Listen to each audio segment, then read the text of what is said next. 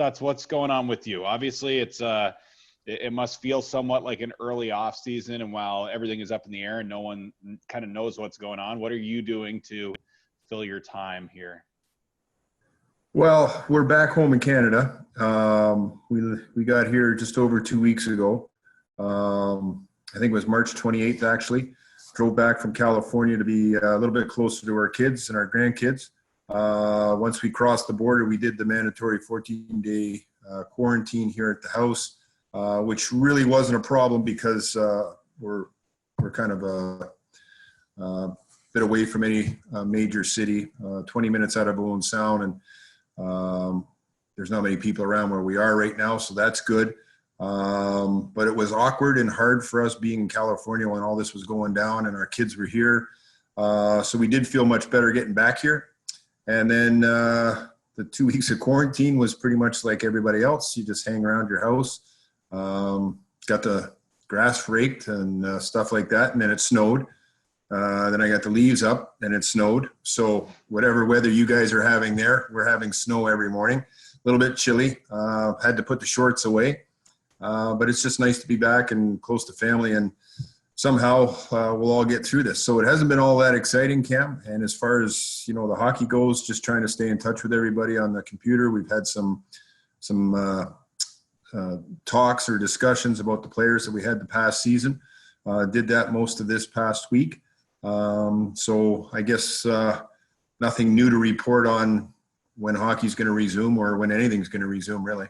I know my family mentioned it was snowing today in New England, and that's the one thing that, at least for me, has made this quarantine bearable, is that I can go sit on the patio or I can do some work outside. I mean, thank goodness for Southern California right about now. Sorry, Stutz. No, that's all right. You know what? I appreciate everything that California has, and when I'm there, I make a point of mentioning it to my kids and my family how nice it is, and shorts and sunny and stuff like that. So maybe it's a little bit of paybacks, but it's not that bad. The view is pretty good. The lakes, the ice is at least off the lake right now. And you know what? We're getting a new puppy, if that's anybody's excitement, next weekend. So that'll be back to having 2 dogs at the rink and stuff like that. So I don't know. You can always find something, Cam, to keep yourself busy. Now, you did the drive, right? You didn't fly home. No, 3 days of driving. And you know what? It was unbelievable, to be honest with you. It was, there was no traffic. We left the 26th Thursday morning at 8 o'clock California, zero traffic going from Playa Vista up through Ontario and up 15. Then we made a hard right at Barstow and went through Arizona, New Mexico. We usually, when we come and we drive, we usually go up through Salt Lake City and Colorado, but because of, it was only, March at that time, we were a little bit worried about the weather up that way. So we kind of went in the lower states this time and then worked our way back up. And there was zero traffic on the road. And if the speed limit was 75, we had it comfortably set at, we had it comfortably set. So it really flew by. I mean, it wasn't all that bad. What'd you guys do for entertainment on your drive, Stutz? Was it a lot of just the radio or some talking? Do you guys have anything you listen to on the road? The license plate game? Well, we had spent 2 weeks quarantined in California in our 1-bedroom apartment, so there really wasn't much left to talk about, Jules. It was a quiet drive for the most part. The radio was good. Yeah, I don't know what we talked about, really. And there wasn't even that many cars on the road. There was a lot of trucks, but there wasn't that many cars at all. And then as we were getting through the state of Michigan towards the Canadian border, at one point it was eerie because we were the only people going in that direction. And I said to my wife at one point, I said, I think they might have closed the border. I said, there's nobody else going. And usually that's packed. Like, people are coming and going. And so it was a different experience. Even stopping to get gas, we were pretty careful. I had the dog bags over my hand with holding the pump, and we stopped 2 nights at hotels. And before we even got anything out of the car, we both went in with 409 cleaner and Lysol wipes, and we pretty much did a whole room check and just wiped everything down before we even brought anything in. So And that part was a little bit different, but usually if anybody's driven with me, it's like we're going and we're not really stopping anyway. So just get out and get some gas and pee and get back in the car and away you go. Well, let's talk about the game a bit. I guess one thing I'm thinking about, and you know, obviously even next season, everything's up in the air, but we'll just assume that we're starting on time or somewhere near it next season. You always hear about, you know, you can tell who did the work in the off season and who maybe took a little bit too much vacation time. This off season, everyone somewhat has to do it on their own. All these players have to do their off season workouts, and they, you know, it's not like they're going to be seen at a gym, right? So there's no one that's necessarily keeping them honest. What do you think we're going to see come October, November, when players are getting back with their teammates potentially? Or is there going to be a bigger discrepancy than usual between the guys that put the work in the off season and the guys that didn't?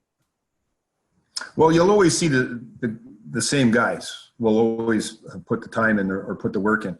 It is going to be a little bit more challenging this year because they don't have access to, say, maybe their personal trainer, because that personal trainer usually works in an environment where there's others around. And if guys have to rely on what they have at their home, that could be a little bit challenging as well. But Matt Price and Paul Valukas with us have already put out the training programs for each guy. It's all specifically designed to improving obviously on their weaknesses and possibly making it a strength.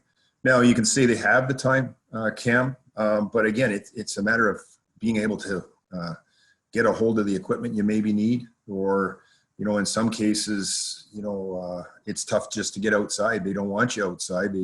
Some places are requiring masks at all times. And so that is going to be a little bit different. And I guess probably the biggest hurdle is usually, you know, when your starting date is, so you can, much like you would train for anything else, whether it's a marathon or the Olympics, you kind of gear that training so that you're ramping up just before you get into that specific event or training camp. So with this much time and not knowing for sure, it's hard to know if a guy's going to peak too early, then have to back off. It is going to be a different environment. So I don't know what to tell you. All I know is that usually the guys that train and come into camp in great shape are always that way. They just maintain it. There's always going to be the guys that cram at the last minute. But it should be interesting to see. And you know what, I think with the programs that our strength guys have put together, I think it's going to be real interesting to see. At the end of the season, you always have exit interviews, basically with players, exit meetings. Have you been able to do those through a conference like this, or what's been the MO for that, for at least the Reign? Well, we had just this past week, starting Monday, we went through the entire Reign roster. There was myself, Chris Height, Yaroslav Modry, most of the development staff, as well as Rob Blake, Rich Seeley, Nelson Emerson, Glenn Murray. We were all on a similar situation like this, where everybody was in, and we just kind of went through each player and talked about maybe their pros and cons as to, you know, where we felt they were, what they needed to work on, if they were in the long range plans per se, we felt that they were, you know, an NHL caliber player, or maybe just a strong depth guy, or maybe just an AHL hockey player, like where Brett Sutter is right now. Like he knows that he's an AHL veteran and he's okay with it. And I mean, we're pretty fortunate. I don't think you can get any better than Sut. So it was just good to have some dialogue, and we didn't hammer it out all day long, but we spent a good part of their morning, my afternoon, because we're 3 hours ahead here. So it was just good. It was just good to see everybody, just much the same as it is right now, Cam, and just kind of, you know, shoot. I mean, just talk some hockey and, you know, kind of get to know what everybody else has been doing, type of thing. But it was formal yet informal.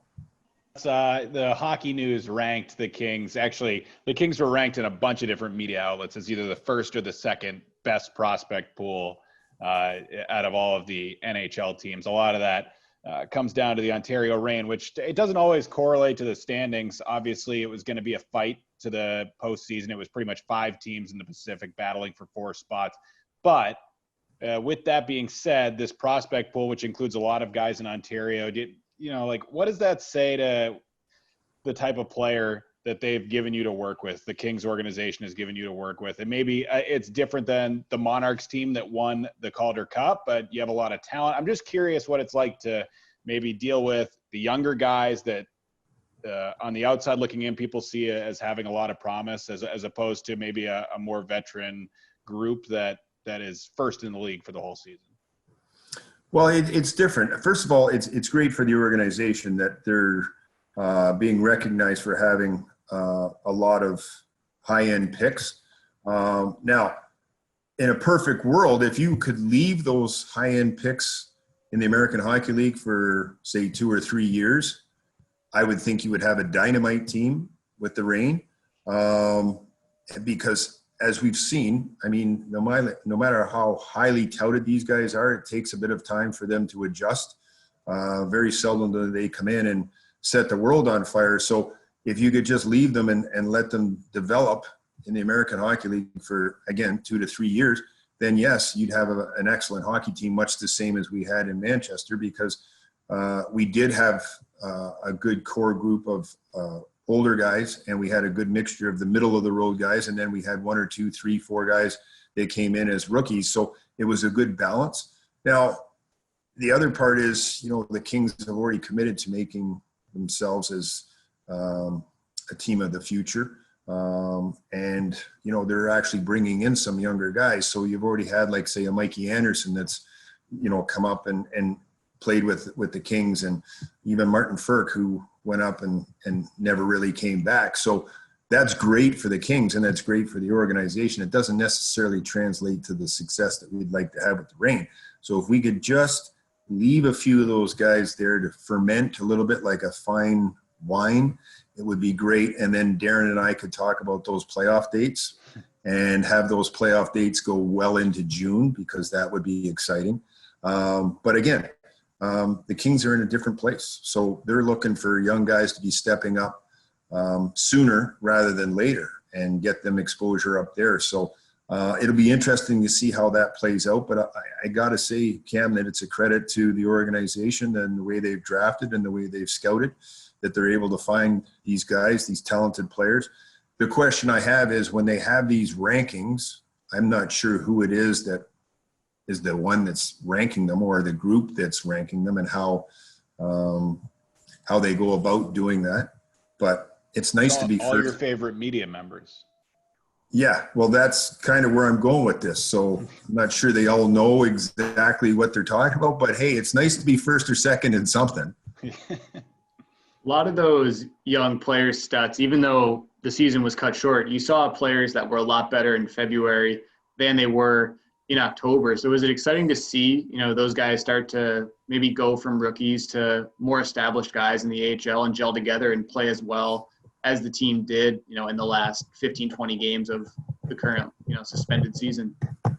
Well, you know what? Like, if you look at even Jad, he played some games last year with the Kings. He came to us and he didn't get off to the start maybe that he was looking for, maybe what everybody else was expecting, that it was just going to be kind of dominate. And he had some real growing pains. And I think that's part of learning and living life in the American Hockey League, learning to be what it's like to be a pro. You saw Mikey Anderson, how he improved all season long to the point where, he went up and basically it was just going to be, let's get a look at him. Let's give him a cup of coffee. And he ended up staying up there. So a credit to him too. So like, they've made some real good progress duels, and, we're real happy about that. But again, it's hard when, you look at your back end, and yes, there's a lot of potential there, but we had like 5 first-year guys. Like that's a hard thing to do in the American Hockey League, right? So again, if they could just season and ferment a little bit longer, I think it benefits not only them as players, but it certainly helps the standings for the Reign and the fans of the Reign. But again, we are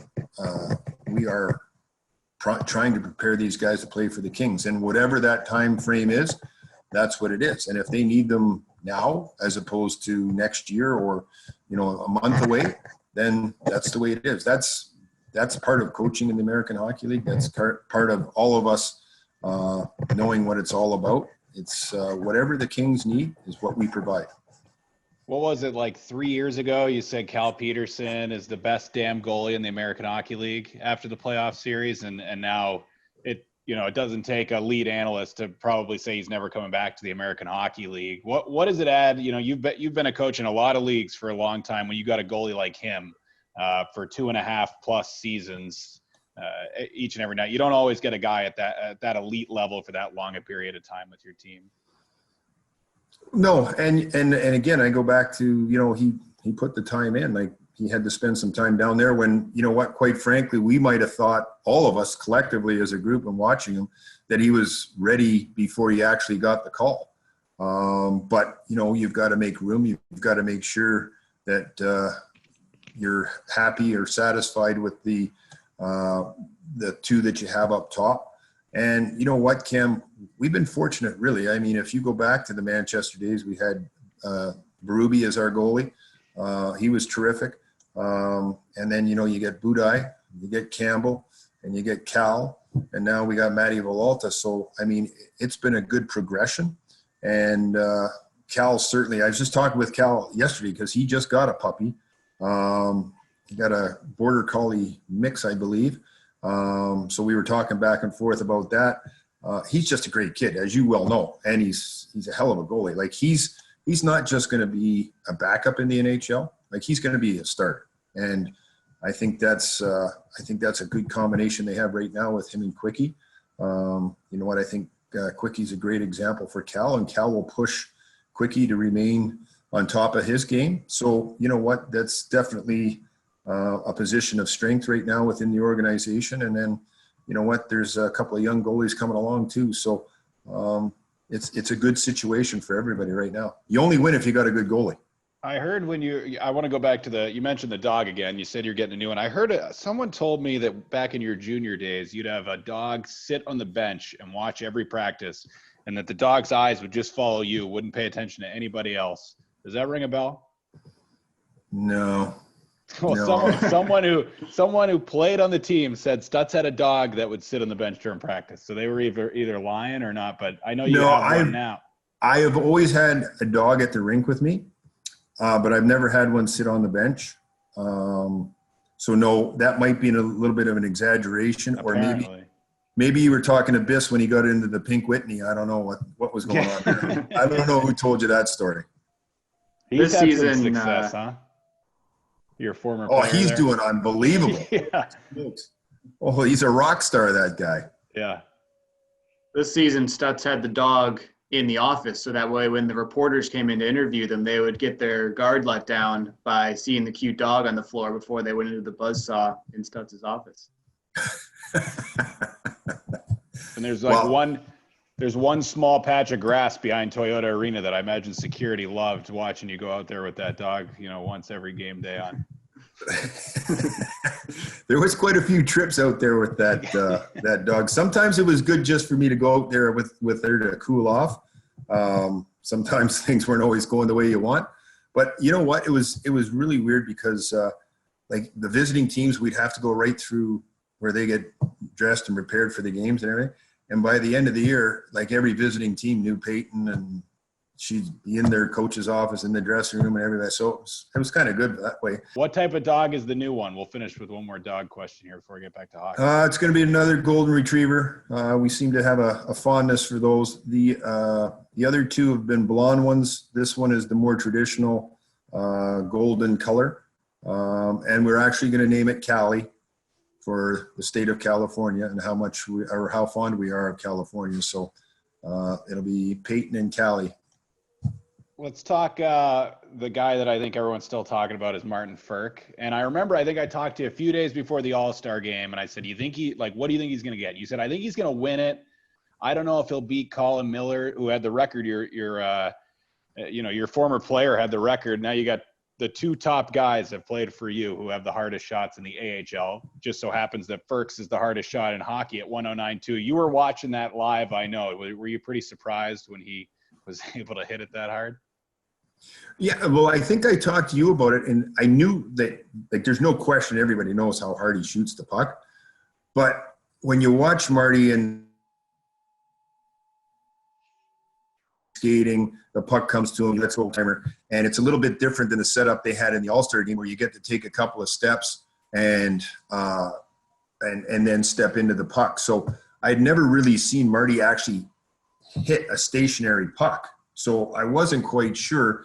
And then I was just as amazed as everybody else. And I mean, I was thrilled. Like, it was just unbelievable. And not just break it. Like, that was ridiculous. And even having said that, Cam, I'm not sure that's the hardest he's ever shot a puck. Like, he had one this year that hit Matty Villalta square in the mask, right in the cage. And we had to stop practice. We couldn't get the puck out of the cage. And then afterwards, when the equipment guys had got the puck out, the cage was so indented. It was unbelievable. I've never seen. It was almost like he caved in the full face mask of Matty Villalta. So you can only imagine. Just think about it. I mean, probably everybody here is too young to remember goalies playing without masks at all. And then they had those ones that were molded right to your face. So if you got a guy like Marty shooting a puck 109 miles an hour and you get hit one right in the melon, well, that's disaster, right? So, but phenomenal. And you know what? He's just a terrific guy too. When we had you on the Rainy Day podcast, you mentioned that you had a conversation with Cal and said, if you need to dive out of the way of those shots, just do what you need to do. Well, you know what? Like, you watch it in practice and you're just like, holy smokes. Like, these guys, Cal told me, like, sometimes he stands there and he goes, this is a career decision I'm making if I want to stand here and get hit with this puck. And Jonathan Quick has said the same thing in training camp. One of the first words he said was, that's the hardest shot I've ever seen. And so you can imagine these guys are good goalies. They've seen a lot of shooters over the years. Like, it's phenomenal when everybody says the same thing. Like, that's the hardest shot they've ever seen. And a guy that just loves to uncoil it too. Like, he's not afraid to shoot it. So there's no safe place to stand on the ice, because if he misses the net, or if it hits the crossbar and it's one of those ones you hear it but you can't see it, you're getting dinged right in the head. Stutz, I think it was right before we had a road trip that Ferky did miss the net, and it was right at the end of practice, and he shattered that pane of glass, like, right behind the net, and it, like, canceled the end of our practice and delayed the Kings practice after that. And then, yeah, and we were on a tight time frame because the Kings had to get on the ice at a certain time, because I think they had a function or they had something to do, and it was like one of the last shots of our practice. So there wasn't a whole lot of time left, and that poor rink crew, they were scrambling to get the shattered glass cleaned up, get a new pane in and everything else. But yeah, I mean, that's just Marty. That's just what he does. What surprises me most is he uses this, like, I still can't get over that he uses the 70 stick flex, which, for those of you that don't know, usually players use between, some will use 70, but down maybe up to like 120. And the higher the number, the more stiff the stick is. 70 is like an elastic band. Like, I'm just shocked that he can control the puck. Like, even if I play with, like, you can feel it. Like, if anyone took it, you could feel it. Like, if you get a hard pass, the puck might just go under it because the stick might bend a bit. And he uses that in games. That's what's so surprising to me. And then you think about an Al McGinnis who was using a wood stick and could shoot at 100 miles an hour. It's interesting to think about the equipment side of it. I think that's the other thing that people are most shocked at, is just how much flex there is in that stick that he uses. And if you've tried one of those sticks, it is hard to even corral a pass, like handle it on your stick and everything else. And I'll tell you what, you've seen Marty, like, not only can he shoot a puck, but he can pass a puck and he can receive a puck. So he's mastered this thing, and he spends an awful lot of time on those things. I can tell you that too. Like, that's a guy that's well versed in his craft, and he likes his sticks a certain way, spends a lot of time preparing them, and he goes through a lot. So he's one of those guys too, Cam. I mean, if he does break one during a game, if somebody else was to hand him a right-handed stick, he wouldn't know what to do with it, because it'd be a foreign piece of material in his hands, right? So yeah, he's a special kid. Well, Zach, unless you have anything else, I think Stutz will we'll let you head out. We appreciate you swinging on, and hopefully you're staying healthy. Yeah, everybody's good. So I thank everybody for being on there, and I hope you guys enjoy your cocktail hour or whatever it is. And it's nice to see everybody and look forward to seeing everybody soon.